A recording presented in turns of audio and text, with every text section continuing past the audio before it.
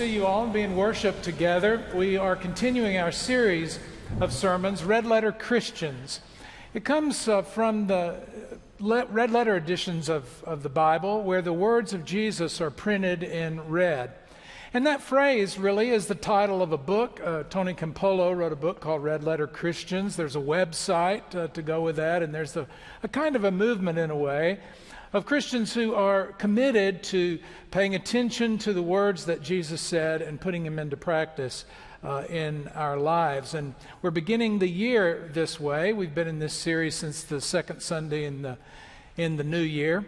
And we've talked about how we should love and how we should pray and how we should prioritize, how we should see. And today, the most difficult one of all, most likely, and that is how we should forgive. How we should forgive.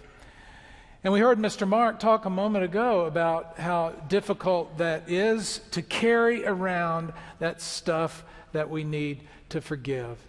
And it's also difficult sometimes to put that stuff down as well. I wonder if any of this is true for you this morning. You've been wronged in some way. You've been betrayed or hurt by someone. There's someone that you need to forgive. There's additional stress in your life because you're carrying around that grudge. Or perhaps you have wronged someone or hurt someone and you need to receive forgiveness. Forgiveness is an important issue for us. And if you look at the tapestry of Jesus' words and his life in general, you see woven throughout threads of forgiveness. Jesus over and over again lived it and taught it, and you see it time and time again in his teachings. The call to forgive. And it's difficult sometimes to do that. I remember as a child, my brother and I would get into a fight, and I still can hear those dreaded words, "Say you're sorry to your brother." And that kind of commanded forgiveness is hard to do. And yet that's what Jesus does for us. He calls us to forgive in that way. And sometimes we want to pull back and recoil from that. And we want to say, well, he needs to say I'm sorry first. You know what that's like, most likely. And then I grew up to be a parent, and I found myself saying exactly the same thing to my kids, demanding forgiveness. But forgiveness is a bit more complicated than that. Sometimes it requires time. In fact, quite often it requires time, and we're going to talk about that. Now, when we look at the teachings of Jesus, we see that over and over again this theme of forgiveness comes up, and we see that just in the words that we've looked at in this series. Jesus says, love your enemies, pray for those who persecute you. Jesus says that we are to love as God loves, for whom the rain falls on the just and the unjust, because God's love is poured out on everybody, and good and evil alike, the sun shines on them. You're supposed to love like that, Jesus said. Your love must be complete as God's love is complete. And Jesus says, do not judge so that you will not be judged. In the Gospel of Luke, that verse ends with, forgive so you also will be forgiven. When we looked at prayer, we saw it in the Lord's Prayer, and we say it every Sunday. Forgive us our trespasses as we forgive those who trespass against us. Forgiveness is seen time and time again. And Simon Peter must have struggled with this. He had seen Jesus forgive. He had even seen Jesus heal a man who was paralyzed, because apparently he was actually paralyzed because of the guilt that he carried. And Jesus said, your sins are forgiven. Take up your pallet and walk. And he did. And so Simon Peter asked Jesus a question, probably out of his own wrestling with forgiveness. He knew that the tradition was you forgive 3 times, but on the 4th time you don't have to forgive. But Simon Peter wanted to impress. He was always doing that, wanting to impress Jesus. And so he doubled it. and added one for good measure and said, Lord, how many times must I forgive if a brother or sister wrongs me? As many as 7 times?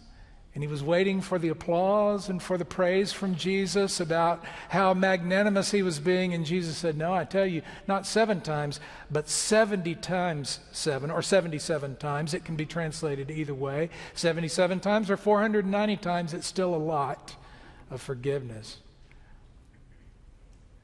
And I wonder how Simon Peter responded to that. It's a tough teaching in a way, isn't it? This teaching of Jesus about forgiveness. Many years ago, I was pastor in another church, a long time ago, more than 2 decades ago.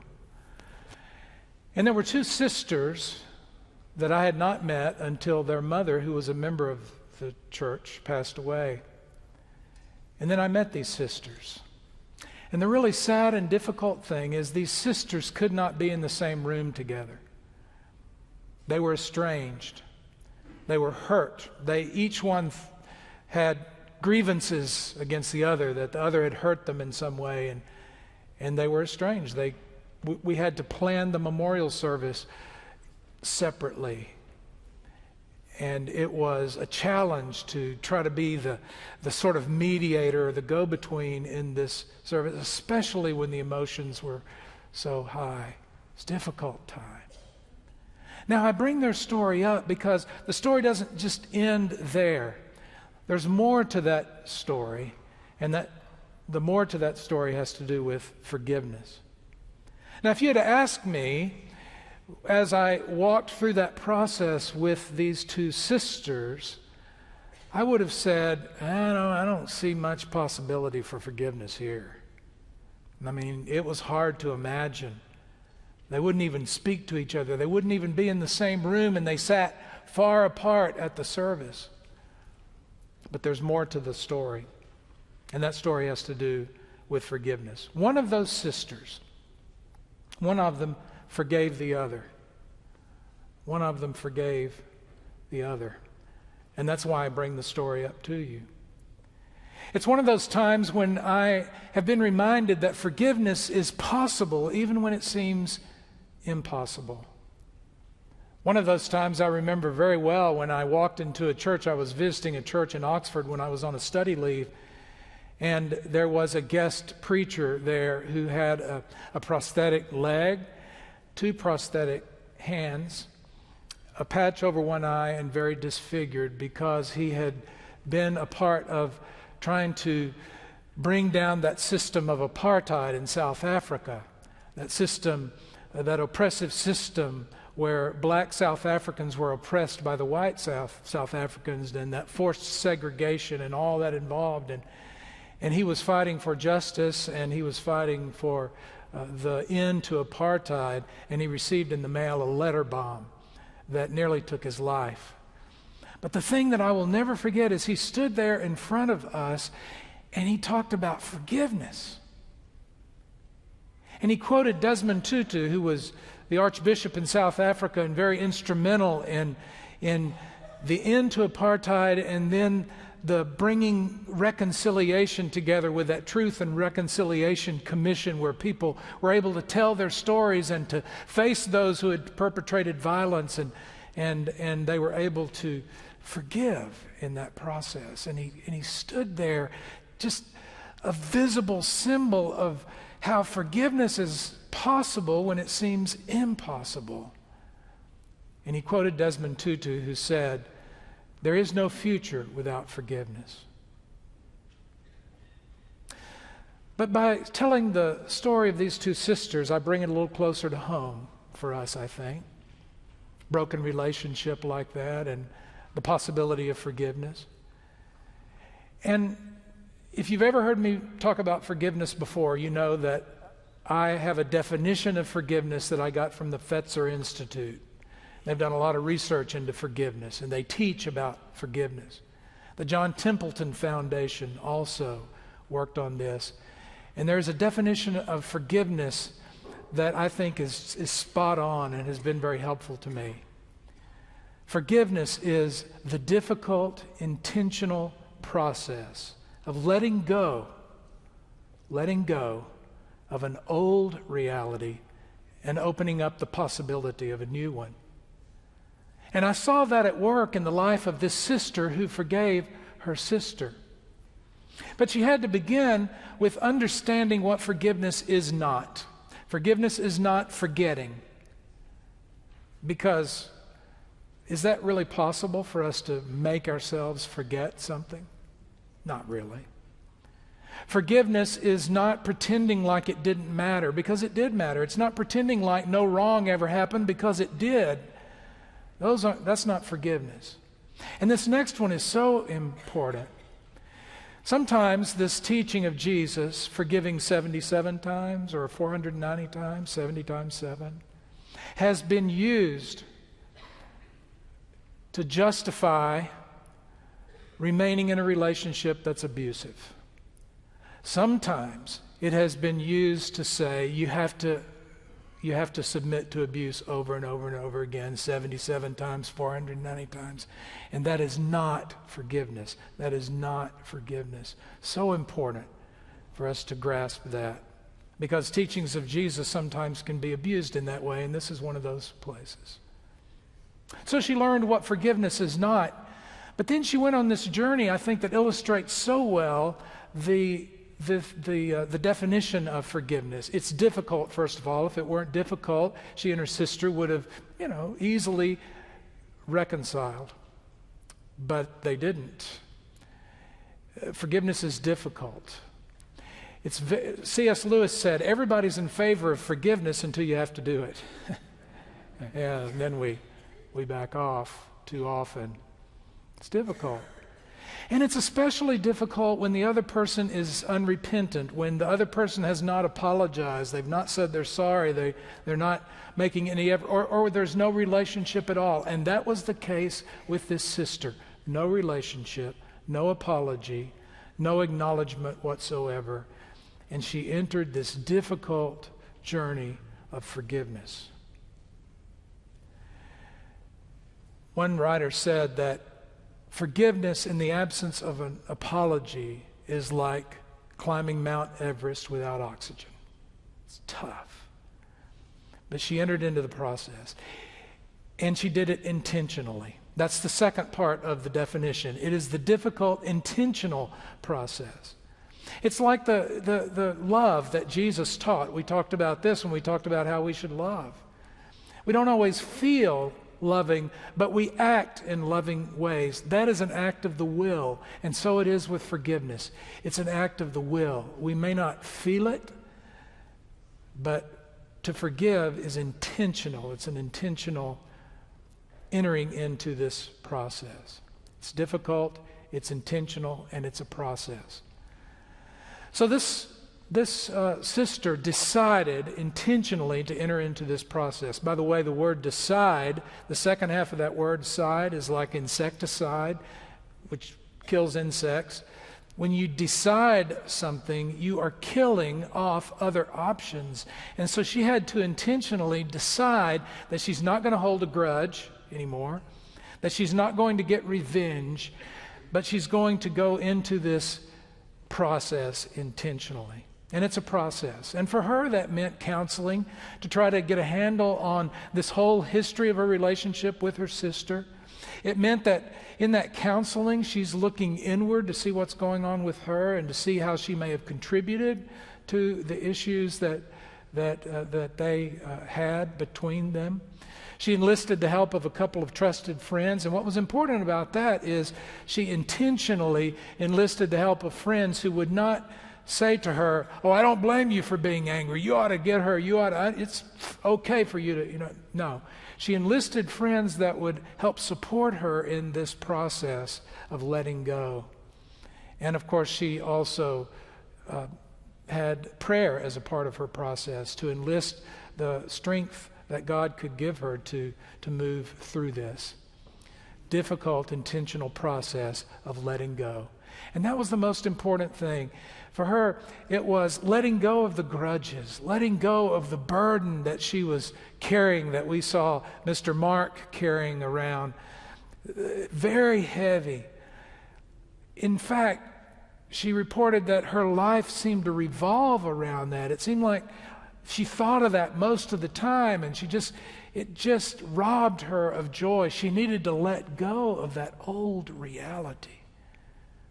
And she did that over time with this difficult, intentional process.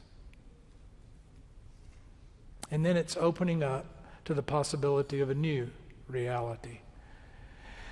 Lewis Smead said that forgiveness is like opening the doors of a prison and then discovering that the prisoner was you. And she discovered that. She discovered a new lightness, a joy, the ability to move on. And keep in mind that this was a unilateral act of forgiveness. Her sister was not involved in this at all. There was no relationship with her sister. I don't know the end of that story. I don't know whether there was reconciliation or not, but forgiveness was possible for her because she could let go of that old reality and open herself up to new possibilities. It's part of what Paul talks about when he talks about newness of life. It's what we celebrate, what we sing about. It is that lightness, that abundant life Jesus described, that is that future possibility that she experienced. That's not easy. It's a process, and it's difficult, and it doesn't happen overnight. And part of the way that we practice forgiveness is by practicing forgiveness. One of the things the experts say over and over again is to forgive, you need to practice. One person said that we have forgiveness muscles and we need to keep them toned up and ready to go. And I've experienced that in my own life. When I have an unforgiving spirit, it's harder to forgive. When I withhold forgiveness, it becomes harder to forgive other things. When I don't forgive myself and receive the forgiveness that God has extended to me, it's difficult for me to extend forgiveness to others. Forgiveness takes practice. And we need to be forgiving of ourselves and gentle with ourselves in this process because it takes time. The best image of that I've heard is from Corrie ten Boom, who had been wronged by another person and had forgiven that person. She had spoken those words to that person, I forgive you. But she couldn't quite get it out of her mind. She hadn't been able to completely let go of that old reality, and she was carrying it around, and she was thinking about it a lot. And she talked to a pastor friend of hers, a Lutheran pastor friend, about that experience and about what she was struggling with. And he said, up in the bell tower, there's a bell. And he said, when the bell ringer pulls the rope of the bell, it rings and it swings and it rings and it rings. And the whole time that the bell ringer is pulling the rope, the bell rings. And when the bell ringer lets go, the bell still rings. It still swings. But gradually, the ringing subsides and it dies down, and there's finally one last dong, and the reverberation, and then silence. He said it's that way with forgiveness. Be gentle with yourself. This is a process. It takes time. And when you let go, you're still in that process. But the silence will come. And so, friends, it's my prayer for you and me as we move further into this new year, that forgiveness will be a part of it, and that by God's grace, we can enter that difficult, intentional process of letting go of an old reality and opening up the possibility of a new one. Amen.